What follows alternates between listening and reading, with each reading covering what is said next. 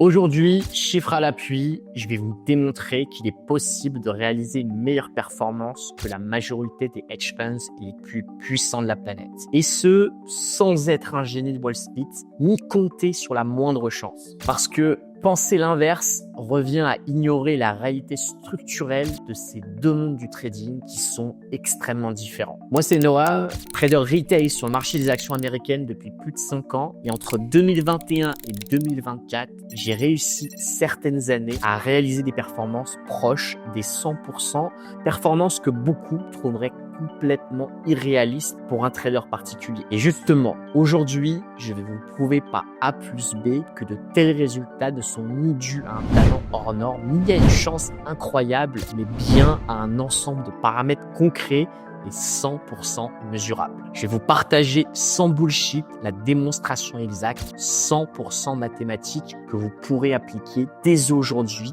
dans votre trading. Mais avant qu'on rentre dans le vif du sujet, j'ai une grosse annonce à vous faire. En fin de vidéo, je vais vous partager ma nouvelle conférence 100% gratuite qui est une vidéo à part que je n'ai jamais publiée sur YouTube. Elle complète parfaitement celle que tu regardes maintenant et dedans, je vous révélerai le plus grand mensonge du trading particulier. Je vous montrerai pourquoi 95% des traders perdent, non pas parce qu'ils sont mauvais, mais parce qu'on les a volontairement privés d'informations essentielles pour gagner. Dans cette vidéo bonus, je vous expliquerai comment les traders particuliers peuvent enfin accéder à de vraies performances en trading de manière fiable et pourquoi la majorité passe complètement à côté de cette opportunité. Donc, reste bien jusqu'à la fin si tu ne veux pas rater ça. Petit disclaimer très rapide avant de rentrer dans la démonstration. Donc, premièrement, dites-vous que les performances qui seront présentées dans cette vidéo ne sont pas généralisables à tous les marchés en trading. Elles se basent spécifiquement sur mon marché, celui des actions américaines, qui est l'un des rares marchés à la fois régulés, mais qui offre également une volatilité exceptionnelle, quasiment inégalée, permettant de générer des résultats de cette ampleur. Sur d'autres marchés type Forex ou indice, où la volatilité structurelle est beaucoup plus faible, ces niveaux de performance ils seront beaucoup plus difficilement réalisables. Deuxièmement, dites-vous que bien que les résultats que je vais vous présenter sont totalement réalistes sur le marché des actions américaines, ça ne veut pas dire que ce niveau de performance va se reproduire chaque année de la même manière. Ne vous méprenez pas. Le trading est une activité cyclique, ce qui veut dire qu'il y a des années où le marché il peut être très généreux et d'autres où il est beaucoup moins. Conditions de marché, elles évoluent en permanence. Certaines périodes seront très simples à exploiter et d'autres beaucoup plus complexes à maîtriser. Et notre job, justement, en tant que trader performant, c'est de show up tous les jours, d'être présent tous les jours, et cela peu importe les conditions de marché. Pourquoi ? Pour pouvoir être présent justement pendant ces périodes et capitaliser un maximum quand les conditions de marché sont faciles, quand tout est au rendez-vous, mais également de devoir protéger notre capital lorsque le contexte va devenir beaucoup plus chaotique et beaucoup plus difficile à naviguer. Et troisièmement, ne pas comparer les performances de traders retail à ceux des institutionnels. Alors, il y a beaucoup de gens au sein du trading qui se méprêtent complètement en pensant justement qu'il est impossible en tant que trader particulier de réaliser des performances proches des 3 chiffres, tout simplement parce que les plus grands hedge funds de Wall Street, eux, ils dépassent rarement les 20% par an. Sauf que cette comparaison, elle n'a pas lieu d'être. C'est véritablement du bullshit complet. Je vais vous expliquer pourquoi. Tout simplement parce qu'un trader institutionnel et un trader retail, c'est deux activités au sein du trading qui sont extrêmement différentes. Les institutionnels, eux, ils ont 100 fois plus de contraintes qu'un particulier. Ils ne traitent pas leur propre argent, premièrement. Ils doivent respecter des règles et des mandats ultra stricts. Et surtout, ils gèrent des centaines de millions, voire des milliards de dollars. Ce qui fait qu'ils ne peuvent pas agir avec la même vitesse ni la même flexibilité qu'un trader particulier. Et si vous pensez encore que les performances à 3 chiffres, elles sont impossibles, je vous invite à regarder tout simplement les résultats chaque année de l'US Investing Championship. C'est quoi? C'est tout simplement un concours de trading qui est organisé tous les ans aux États-Unis. Donc, un concours de particuliers et les performances à 3 chiffres au sein de ce concours, elles sont fréquentes. Par exemple, rien que sur la dernière édition de l'année 2025, le trader Martin Luc, trader sur les actions américaines, a réalisé au sein du concours plus 841%. Voilà, je mettrai le lien en description des performances de la dernière édition pour que vous puissiez jeter un œil.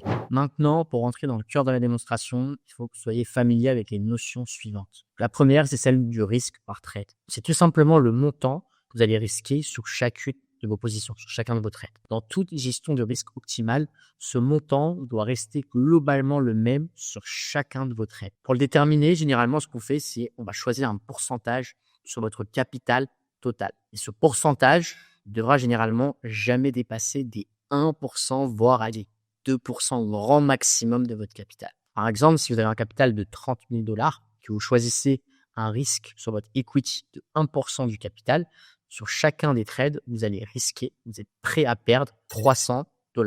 Ensuite, l'unité de risque, ce qu'on appelle le R. Donc, ce risque-là que vous avez déterminé, vous avez deux manières de l'exprimer. Vous pouvez l'exprimer de la manière monétaire, ce qu'on a dit juste avant, 300 $, vous risquez 300 $, ou vous pouvez également l'exprimer en unité de risque. C'est-à-dire que si vous risquez 300 $ par trade, alors dans votre gestion du risque, un R sera égal à 300 $. Donc, si sur un trade, vous gagnez 900 $, ce qui veut dire que vous aurez gagné sur ce trade 3 fois votre risque, 3 fois 300 $. Si par contre, sur un trade, vous perdez 600 $, tout simplement, vous aurez perdu 2 fois 300 $, donc 2 R pour la perte de 2 R. Ensuite, la troisième notion, c'est la notion de hit rate, en français, taux de succès. C'est tout simplement le taux de réussite de vos trades. Par exemple, sur un mois de trading, vous avez pris 30 trades au total. Au total, vous avez que 15 trades gagnants, et 15 trades gagnants et 15 trades perdants. Votre hit rate, il est de 50%. Alors voilà la fameuse démonstration dans laquelle on va décortiquer finalement tous les métriques qui expliquent, qui constituent la performance d'un trader, justement pour vous démontrer qu'il est possible de réaliser de telles performances. Donc premièrement, dites-vous qu'une performance annuelle de 100%, si on la ramène au mois, si on divise par 12, ça fait une performance mensuelle de 8,33% par mois. Et pour la démonstration, j'ai décidé de prendre 3 scénarios différents. On va prendre un premier scénario, j'ai appelé le scénario pessimiste, un deuxième, un scénario réaliste, et un troisième, un scénario optimiste. Et dans ces 3 scénarios, on va avoir des données, des datas qui vont rester les mêmes. Et ce sont les suivants. Donc, on va partir du principe que dans les 3 scénarios, notre trader traîne avec un capital de 20 000 $. Sur chaque position, il va risquer, son risque total sur son equity, ça va être de 1% de son capital. Ce qui veut dire sur chaque trade, il va risquer du coup 1% de 20 000 $, ce qui équivaut à 200 $. Ce trader, il va trader tous les mois, il va prendre chaque mois 16 trades chaque mois, ce qui équivaut, si on ramène à la semaine, à 4 trades par semaine, ce qui est largement réalisable sur le marché des actions US, étant donné la profusion d'opportunités que contient ce marché. Et les données qui vont changer en fonction des différents scénarios, ce sont les suivants. Ça va être le hit rate. Donc le hit rate, tout simplement, son taux de succès. Donc combien il va gagner de trades sur le nombre de trades total qui va passer. Et également le R moyen en gain, ce qui veut dire que quand il gagne un trade en moyenne, combien de fois il va gagner son risque. Et également le R moyen en perte, ce qui veut dire que quand il va perdre un trade en moyenne, combien de fois il va perdre son risque. Passons démarrant à notre premier scénario, le scénario ici.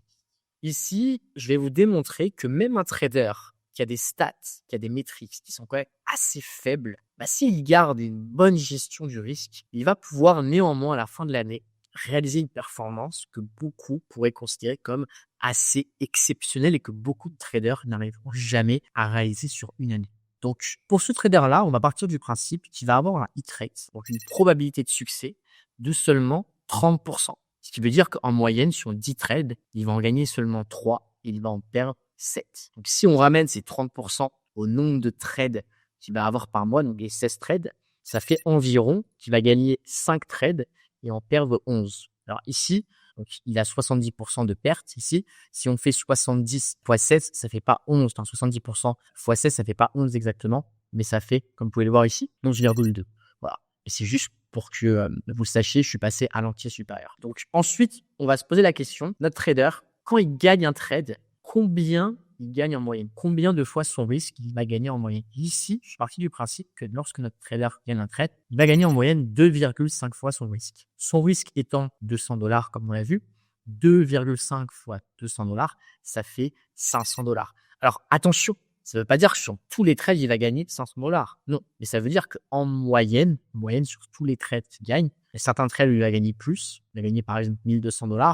Sur certains autres trades, il va gagner moins, il va gagner 100 $. Mais en moyenne, quand il gagne un trade, il gagne en moyenne 500 $. On va se poser la même question au niveau des pertes. Quand il perd notre trader, combien il va perdre en termes d'unité de risque? Et là, vous devez sûrement vous poser la question, comment ça se fait que ici j'ai marqué dans le R moyen en perte 0,7, sachant que, comme je vous l'ai expliqué, un R, c'est l'unité de risque. C'est le risque qu'on est prêt à perdre sur un trade. Donc, si on perd un trade, normalement, on est censé perdre une fois le risque, donc un R. Et j'ai marqué 0,7 R parce que dans mon trading personnel, j'applique une méthodologie de gestion de risque qui me permet justement de systématiquement réduire toutes mes pertes, non pas pour perdre une fois mon risque, mais pour réduire ma perte à peu près 0,66, 0,7 R. Voilà.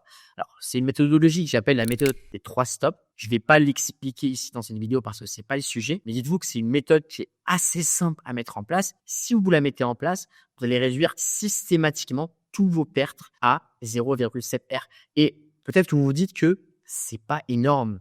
C'est seulement une différence de 0,3 R entre 0,7 et 1 R. Et comme vous allez voir par la suite, cette petite différence, cette réduction de 0,3 fois le risque, ça va faire toute la différence. Voilà. Donc, on part sur une perte moyenne à 0,7 R. Donc, ce qui fait, du coup, une perte de, en moyenne, 140 $. Donc, maintenant, passons aux résultats mensuels. Donc, à la fin du mois, combien notre trader il a gagné, combien notre trader il a perdu. Donc, tout simplement ici, si vous voulez faire le calcul, je vais remettre ici les arrondis. Voilà, pour que vous puissiez voir que le calcul est juste. Donc, notre trader, encore une fois, il a eu 4,8 trades gagnants. En moyenne, quand il gagne un trade gagnant, il gagne 500 $. Si on fait 4,8 fois 500, on obtient du coup 2400. Pour les trades perdants, donc il perd en moyenne 11,2 trades et quand il perd un trade, il perd environ 140 $. Donc, si on fait 11,2 fois 140, ça nous fait 1568. Donc, il a gagné 2400 d'un côté, il a perdu 1568 de l'autre. Ce qui fait un bénéfice à la fin du mois de 832 $. Si on rapporte cette performance au capital, ça équivaut à une performance de 4,16% à la fin du mois. Et si on rapporte cette performance, s'il répète cette performance chaque mois de l'année, il arrivera à une performance annuelle de 50%.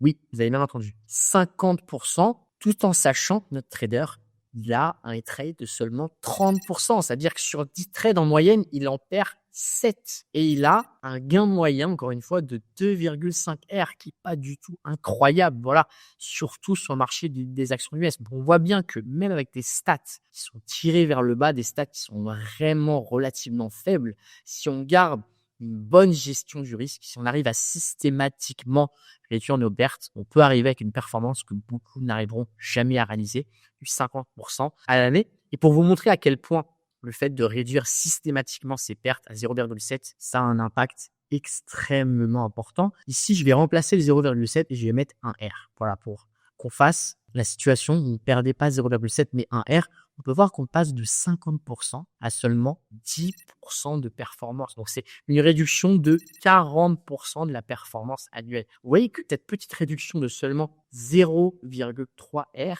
c'est un différentiel de 40% de performance à la fin de l'année. Donc, vous voyez à quel point la gestion du risque, elle est capitale. Et même un trader qui est pas bon, qui est même mauvais, avec une bonne gestion du risque, il peut sauver la mise et faire une performance que beaucoup trouveraient comme exceptionnelle. Passons maintenant au scénario numéro 2, le scénario réaliste. Comme vous allez le voir, c'est peut-être le scénario le plus intéressant parce qu'il va nous prouver justement qu'un trader, encore une fois avec des statistiques qui sont pas exceptionnelles, mais pas non plus dégueulasses, si on va dire plutôt correctes. S'il garde une gestion du risque ultra rigoureuse de type institutionnel, il pourra à la fin de l'année réaliser des performances à 3 chiffres dépassant les 100%. Et ici, on va prendre des chiffres, encore une fois, qui sont réalistes, qui sont corrects et non pas incroyables. Donc, on va partir du principe que notre trader ici, il va avoir un hit rate, donc un taux de succès sur ses trades de 35%.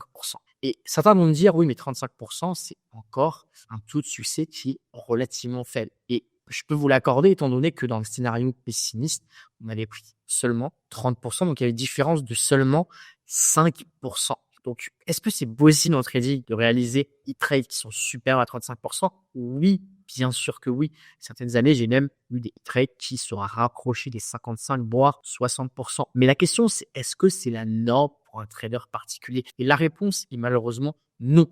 C'est pour ça qu'ici, il faut pas, le but, c'est pas de vous faire rêver, c'est de prendre des chiffres qui sont cohérents, réalistes, voire même conservateurs. Voilà pourquoi on part sur un trade de 35% qui reste correct. Donc, ça veut dire que si on rapporte ces 35% du coup, ou 16 trades par mois, ça veut dire que en moyenne, à peu près, sur les 16 trades du mois, il va en gagner seulement 6 et en perdre 10. Encore une fois, ici, vous pouvez le voir, j'ai arrondi. Si on peut le voir, c'est 5,6 et ici, c'est 10,4. Voilà. J'ai arrondi pour passer, pour avoir des chiffres. Donc, maintenant, au niveau du gain moyen. Donc, notre trader, quand il va gagner un trade ici, on va partir du principe qu'il a gagné en moyenne 3 fois son risque. Son risque étant de $200, c'est-à-dire qu'il va gagner 3 fois $200, donc $600.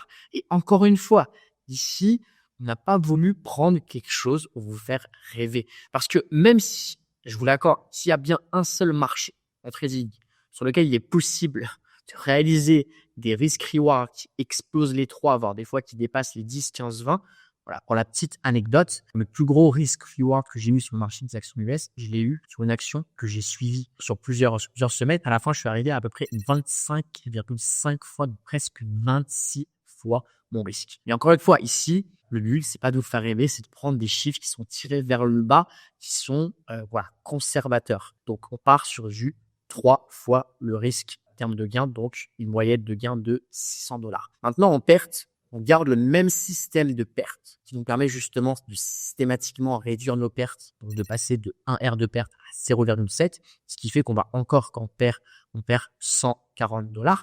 Donc maintenant, passons au résultat à la fin du mois. Donc notre trader, à la fin du mois, si on fait les calculs, il a gagné $3,360. Il a perdu $1,456.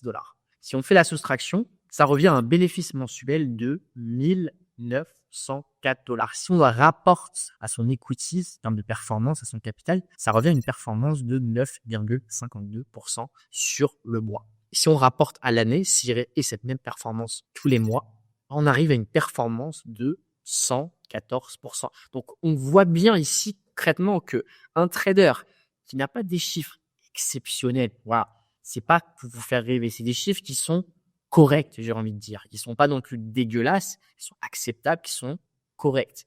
Bah, avec encore une fois une gestion du risque ultra carré, on arrive à une performance qui dépasse les 100%, les 114% que beaucoup de traders ne vont premièrement jamais réaliser de leur vie, mais ne vont jamais songer à pouvoir réaliser de telles performances. Donc, on voit bien ici que pour réaliser une performance qui dépasse les 3 chiffres supérieurs à 100%, pas besoin d'avoir des stats exceptionnels, pas besoin d'avoir un hit rate de 50, 60, 70, voire 80%, et pas besoin non plus de faire des gains exceptionnels en termes de risk reward de 6, 7, 8, 9 fois son risque en moyenne. Encore une fois, des stats qui sont vraiment tirés vers le bas, qui sont pas dégueulasses, qui sont pas exceptionnels, qui sont correct, un hit rate de seulement 35%, il y a un gain moyen de 3 fois le risque. On arrive à une performance qui dépasse les 100%, 114% exactement, à condition, bien sûr, tout ça, ça repose sur le fait de réduire systématiquement ses pertes et de gérer ses pertes tel un institutionnel. On passe maintenant au troisième scénario, le scénario optimiste. Alors ici, mise en garde, c'est pas la norme, c'est pas un scénario qu'il faut considérer comme la norme, mais néanmoins, c'est ce qui est possible de réaliser certaines années sur le marché des actions US quand on a un marché incroyable, des conditions de marché qui nous sont extrêmement favorables et quand ces conditions de marché-là rencontrent un trader qui est ultra discipliné, qui gère ses pertes de manière ultra carrée. Donc là, on va prendre des performances, des métriques, des stats qui sont un petit peu plus élevées, mais qui sont pas irréalisables, encore une fois, sur le marché des actions US, bien que peu probable au départ pour quelqu'un qui commence sur ce marché. Donc, on va prendre un hit rate, encore une fois, cette fois-ci de 40%. Ce qui veut dire sur 10 trades, on en gagne 4, on en perd 6. Voilà. Donc, j'ai arrondi un peu parce que sur 16 trades, ce n'est pas exactement 6 et 10, ça fait 6,4 et 9,6 ici. Donc, au niveau du gain moyen par trade, quand on va gagner un trade ici, Encore une fois, j'ai pris quelque chose de raisonnable, j'ai pas pris quelque chose d'exceptionnel. J'ai pris un gain moyen de 3,5 fois le risque. 3,5 fois $200, ce qui fait $700. Toujours pour les pertes, on garde notre même méthode systématique de réduction des pertes à 0,7 R. On arrive à une perte moyenne de $140. Voilà. À la fin du mois, on analyse nos résultats. On arrive à un gain sur tous les trades gagnants. On a gagné $4,480. Sur tous les trades perdants, on a perdu $1,344. On fait la soustraction et on arrive à la fin du mois à un bénéfice de $3,136. Si on la rapporte en termes de performance à notre equity, à notre capital, ça fait une performance de 15,68%. Si on la rapporte à l'année, si on réalise cette performance chaque mois en moyenne, on arrive à une performance de 188%. Encore une fois, avec des stats qui sont légèrement tirés vers le haut, mais pas non plus irréalisables sur le marché spécifique des actions américaines. Donc si aujourd'hui, vous voulez arrêter de tourner en rond et commencer à exploiter le vrai potentiel que peut offrir l'activité de trader particulier, j'ai alors une excellente nouvelle pour vous. J'ouvre prochainement quelques places dans mon accompagnement, la Wall Street Academy. Le programme le plus complet sur le marché des actions américaines.